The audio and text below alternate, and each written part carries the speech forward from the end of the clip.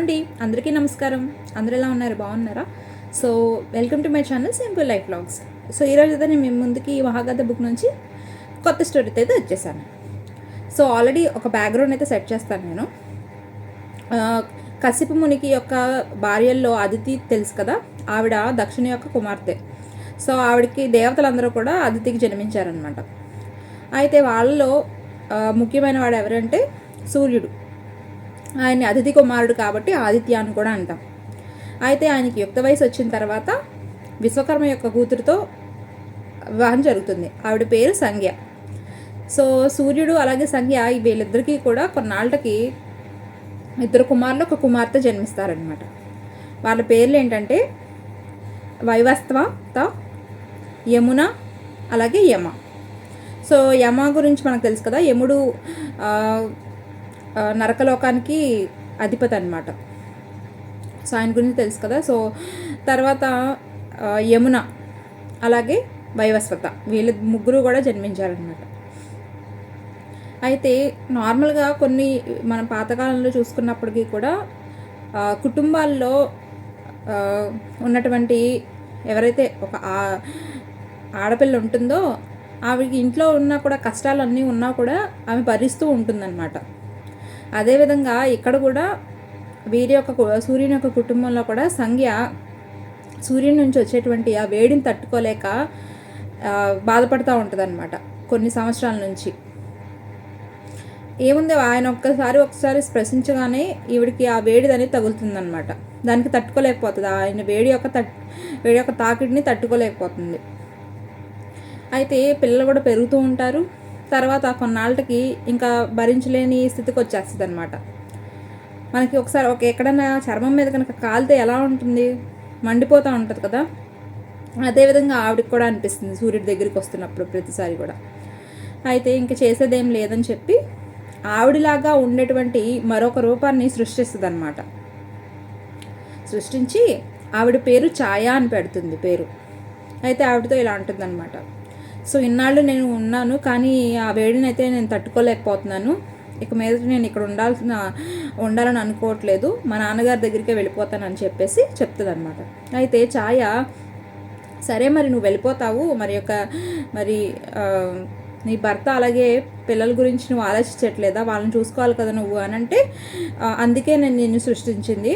So వాళ్ళందరినీ కూడా నువ్వే జాగ్రత్తగా చూసుకో, ఎప్పటికీ కూడా నువ్వు ఎవరు అనేది బయట పెట్టద్దు అని చెప్పేసి చెప్తుంది అనమాట. అయితే ఛాయ సరే అయితే అని అంటుంది. కానీ ఎవరైతే కనుక నా జుట్టు పట్టుకుని మరి ప్రశ్నిస్తే కనుక నేను ఎవరిని అని తప్పకుండా నేను అప్పుడు చెప్తాను అని చెప్తుంది. సరేనని అక్కడి నుంచి సంధ్య వెళ్ళిపోతుంది అనమాట. ఇందుకు చూడడానికి ఒకటేలా ఉన్నారు కాబట్టి ఇంకా భయం లేకుండా ఆవిడ అక్కడి నుంచి వెళ్ళిపోతుంది. వెళ్ళి విశ్వకర్మ దగ్గరికి వెళ్తుంది అనమాట. వారి తండ్రి గారు కదా. వెళ్తే ఆయన ఒప్పుకోరు, నువ్వు ఉండాల్సింది నీ భర్త దగ్గరే, కానీ నువ్వు ఇక్కడ ఉండడానికి వీల్లేదు అని అంటే ఇంకా ఆవిడ అట్లా అడవిలోకి వెళ్ళిపోతుంది అనమాట. అడవిలోకి వెళ్ళిపోయి వేరొక రూపం ధరిస్తుంది. ఒక ఆడగుర్రం రూపంలోకి మారిపోతుంది అనమాట.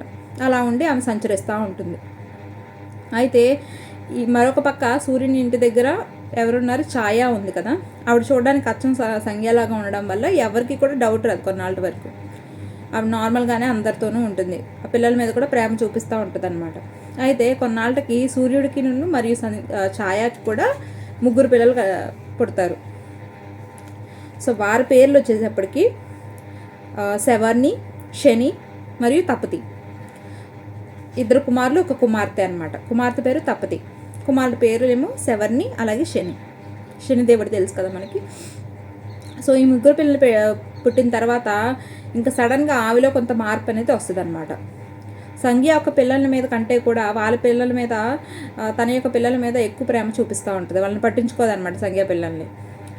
అయితే ఇదంతా గమనిస్తున్నటువంటి వైవస్వత ఉన్నాడు కదా పెద్ద కుమారుడు సూర్యుడికి. సో ఆయనకి కొంచెం డౌట్ వచ్చి ఈవిడేదో తేడా కొడుతుంది అని చెప్పేసి అన్నా కూడా సూర్యుడు దాన్ని అంత ఇంపార్టెన్స్ ఇవ్వరనమాట ఆయన చెప్పిన దానికి. అయితే ఈవిడ ఇంకా అలాగే కొనసాగుతూ ఉంటుంది అనమాట. అయితే ఒకనొకనాడు ఏం జరుగుతుందంటే, తపతి ఏమో ఛాయ కుమార్తె కదా, సంధ్య కుమార్తె ఏమో యమున, ఇద్దరు కూడా గొడవ పడుతూ ఉంటారనమాట. గొడవ పడి ఒకరినొకరు శపించుకుంటారు. నీవు తపతి అంటుందన్నమాట యమునా నదిని, నీవు భూమి మీదకి వెళ్ళి నదిగా మారిపో అని. సేమ్ యమున కూడా తపతిని అలాగే శపిస్తుంది అనమాట. ఇద్దరు శాపాల వల్ల ఇద్దరు కూడా నదులుగా మారిపోయి భూమి మీద ప్రవహిస్తూ ఉంటారు. యమునా నదేమో ఉత్తరాన ప్రవహిస్తే తపతి నదేమో పశ్చిమాన ప్రవహిస్తూ ఉంటుందన్నమాట. సో ఈ విధంగా మనకి నదులు భూమి మీద చూసుకుంటే కనుక యమున అలాగే తపతి నదులు కూడా సూర్యుని యొక్క కుమార్తెలే. అయితే ఇది జరిగిన కొన్నాళ్ళకి యముడికి కూడా కొంచెం డౌట్ అనేది స్టార్ట్ అవుతుంది. మా అమ్మ అయితే కనుక మమ్మల్ని ఎంతో ప్రేమగా చూసుకునేది, ఈవిడ అసలు ప్రవర్తన చూస్తుంటే కొంచెం డిఫరెంట్గా ఉంది అనుకుని ఒక డౌట్ అనేది వస్తుందన్నమాట. కానీ దాన్ని నిర్ధారించుకోవడం కోసం ఆయన ఛాయ దగ్గరికి వచ్చి కావాలని ఒక చిన్న గొడవ లాంటిది పెట్టుకొని ఆవిడ్ని తన్నడానికి ప్రయత్నిస్తాడనమాట. అయితే అప్పుడు ఏం చేస్తుందంటే ఛాయ వెంటనే శపిస్తుంది ఆయన్ని. ఏంటంటే నీ కాళ్ళు ఎండిపోయి రాలిపోతాయని శపించగానే ఇంకా యముడికి క్లారిటీ వచ్చేస్తుంది ఈవిడ వాళ్ళ అమ్మ కాదు అని. అయితే ఇక వెంటనే వెళ్ళి సూర్యుడికి చెప్తుందనమాట. ఏ తల్లి అయినా అప్పటికి కూడా కుమారుని ఆ విధంగా శపించదు. కానీ ఇక్కడ ఛాయ ఆ విధంగా చేసింది కాబట్టి ఆవిడ మా తల్లి కాదు ఇంకెవరో అని చెప్పేసి సూర్యుడితో చెప్తే ఆయన దాన్ని పరిగణలోకి తీసుకొని ఛాయాన్ని గట్టిగా అడుగుతారనమాట, ఎందుకు ఇట్లా చేసావు అని.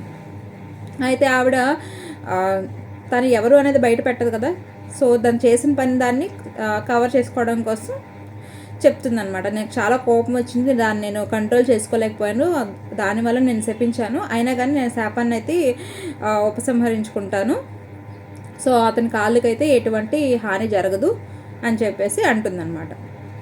అయితే అలా అన్నప్పటికీ కూడా ఇంకా సూర్యుడు మాత్రం వాదిస్తూనే ఉంటాడనమాట. ఇలా వాళ్ళ వాదోపవాదాలు జరుగుతున్న తర్వాత ఇంకా సూర్యుడికి అర్థమవుతుంది, ఇవి ఛాయ ఏదైనా ఒక మాట మాట్లాడితే నెక్స్ట్ మాట్లాడే మాట దాన్ని సింక్లో లేకుండా మాట్లాడుతుంది అనమాట. సో ఇవన్నీ చూసేటప్పటికి ఆయనకి కూడా అర్థమైంది ఈవిడ వాళ్ళ భార్య కాదు అని. అయితే ఇంకా కోపంతో ఏం చేశారంటే వెళ్ళి జుట్టు పట్టుకున్నారనమాట. జుట్టు పట్టుకునేసరికి నువ్వెవరు అంటే నేను సంజ్ఞాని కాదు ఛాయాని అని చెప్తుంది. అయితే దాంతో ఒక్కసారిగా సూర్యునికి కోపము అలాగే బాధ కూడా కలుగుతాయి అన్నమాట. ఎందుకంటే ఇద్దరు ఆడవాళ్ళ చేతిలో ఆయన మోసపోయాడు అన్న యొక్క ఆలోచన ఆయనకి దానివల్ల ఆయనకు కోపము బాధ రెండు వస్తాయి. సో ఈ విషయం తెలిసిన తర్వాత వెంటనే విశ్వకర్మ దగ్గరికి వెళ్తారనమాట సూర్యభగవానుడు. వెళ్ళి మీరు ఏ విధంగా పిల్లల్ని పెంచారు, సో వాళ్ళు సంజ్ఞాన్ని పెంచారు, మీరు మీ కుమార్తె అయినటువంటి సంజ్ఞ ఈ పని చేసింది, దాన్ని మీరు సమర్థిస్తున్నారా, ఆవిడ మీ దగ్గరికే వచ్చిందని నేను విన్నాను, ఏది ఎక్కడుంది అని అడుగుతారనమాట. అయితే విశ్వకర్మ అంటారు, నా కుమార్తె చేసిన పని ఏదైతే ఉందో అది ఉచితమైనది కాదు, అంటే కరెక్ట్గా చేయలేదు, కానీ తను ఏ పరిస్థితుల వల్ల అక్కడి నుంచి రావాల్సి వచ్చిందో అది వివరిస్తారనమాట. మీ యొక్క వేడిని తను తట్టుకోలేకపోతుంది, దానివల్లే తను ఆ ఇంటిని వదిలేసి వచ్చింది అని చెప్తారు. అయితే అది విన్నటువంటి సూర్యుడు కొంచెం శాంతించి, అవును అలా అయితే కనుక తను మళ్ళీ నాకు కావాలి, నేను ఏం చేయాలి నేను దానికోసం అని అడిగితే అప్పుడు విశ్వకర్మ చెప్తారనమాట, ఎలాగైనా సరే మీ దగ్గర నుంచి వెలువడేటువంటి ఆ వేడిని ఆ కాంతిని కూడా కొంతవరకు తగ్గిస్తే ఆమె మీ దగ్గరికి వచ్చే అవకాశం ఉంది అని చెప్తారు. అయితే దీనికోసం మీరే ఏదో ఒకటి చేయండి అని అంటే అప్పుడు విశ్వకర్మ ఆయన ఒక భవనాలు, ఆర్కిటెక్ట్ కదా, భవనాలు అవి నిర్మిస్తారు. మనం ఆల్రెడీ చూస్తుంటాం మహాభారత తెలిసిన వాళ్ళకైతే అక్కడ ఇంద్రప్రస్థ అవన్నీ కూడా ఇంద్రప్రస్థ మహల్ అవన్నీ కూడా ఎవరు నిర్మించారంటే విశ్వకర్మ అనమాట. సో ఆయన ఆర్కిటెక్ట్ కాబట్టి ఆయన దగ్గర ఉన్నటువంటి పరికరాలు అవన్నీ యూజ్ చేసి అవన్నీ కూడా అడ్డు పెడతారనుకుంటా సూర్యుడికి. అయితే దానివల్ల సూర్యుని యొక్క కాంతిలో మొత్తం ఆయన నుంచి వచ్చేటువంటి ఆ వేడి 1/6 వరకునే ఉంటుంది, మిగిలినంతా కూడా తగ్గిపోతుంది అనమాట. సో ఆ విధంగా చేసిన తర్వాత ఇక సూర్య భగవానుడు సంజ్ఞాన్ని వెతుక్కుంటూ అడవికి వెళ్తారు. వెళ్తే ఎక్కడ చూసినా కనిపించదు. కొంత దూరం వెళ్ళిన తర్వాత ఒక ఆడ గుర్రం ఉంటుంది కదా, దాన్ని చూసిన వెంటనే ఈయనకు అర్థమవుతుంది ఈవిడే సంజ్ఞ అని. అయితే ఆయన కూడా ఒక మగ గుర్రంలాగా మారిపోతారనమాట. మారిపోయి సంగి అక్కడ ఉందో అక్కడికి వెళితే ఆవిడకి అర్థమవుతుంది సూర్యభగవానుడు ఆ రూపంలో వచ్చారని. భయంతో కొంచెం ముందుకి వెళ్ళిపోతుంది అనమాట. అప్పుడు తనకు ఒక ఆలోచన వస్తుంది, ఇప్పుడు సూర్యభగవానుడు నా దగ్గరికి వచ్చినప్పటికీ కూడా నాకు ఎటువంటి వేడి కూడా తగలలేదు, చాలా వెచ్చగా ఉన్నట్టు అనిపించింది, బాగా వేడిగా అయితే లేదు అనుకుంటుంది అనమాట. అలా అనుకుని తర్వాత ఆమె వెనుదిరిగి మళ్ళీ సూర్యభగవానుడి దగ్గరికి వస్తుంది. వారిద్దరు కలయిక వల్ల ఆ అడవిలో మళ్ళీ వాళ్ళకి ఒక ఇద్దరు కవలలు అనేవాళ్ళు జన్మిస్తారనమాట. అయితే ఇప్పుడు వాళ్ళు ఏ రూపంలో ఉన్న తర్వాత వీళ్ళు పిల్లలు జన్మించారు అంటే గుర్రపు రూపంలో కదా, అశ్వం అంటాం మనం గుర్రాన్ని. సో అందుకని వాళ్ళిద్దరిని కలిపి మనం అశ్విని దేవతలు అంటాం. సో వాళ్ళ పేర్లు వచ్చేసేటప్పటికి దస్య. సో వాళ్ళిద్దరి పేర్లు అనమాట. తర్వాత వాళ్ళు పెరిగి పెద్ద అయిన తర్వాత వాళ్ళే దేవతలందరికీ కూడా వైద్యులు లాంటి వాళ్ళు అనమాట, ఫిజిషియన్ అంటాం కదా. సో తర్వాత మనం మహాభారతంలో కూడా చూస్తాం మనం నకుల సహదేవుల్ని. సో వారిద్దరూ కూడా అశ్విని దేవతల యొక్క వరప్రసాదమే. సో వాళ్ళు కూడా ఈ మహాభారత యుద్ధంలో, కురుక్షేత్ర యుద్ధంలో వాళ్ళు కూడా వైద్యం చేయగలిగారు అంటే కనుక ఆ దేవతల నుంచి వాళ్ళకి వరం ఉంది కాబట్టి వాళ్ళకి వైద్యం ఎలా చేయాలన్నది తెలుస్తుందన్నమాట. సో ఈ విధంగా అయితే ఈ స్టోరీ అయితే కంప్లీట్ అవుతుంది. నెక్స్ట్ ఏం జరగబోతుంది అనేది మనం రాబోయే వీడియోస్లో అయితే చూద్దాం. సో ఇప్పటి వరకు అయితే కనుక నేను పెట్టిన వీడియోస్ కనుక మీకు ఆసక్తికరంగా ఇంట్రెస్టింగ్గా ఉంటే తప్పకుండా లైక్ చేయండి, అలాగే ఛానల్ని సబ్స్క్రైబ్ చేసుకోండి. Thank you.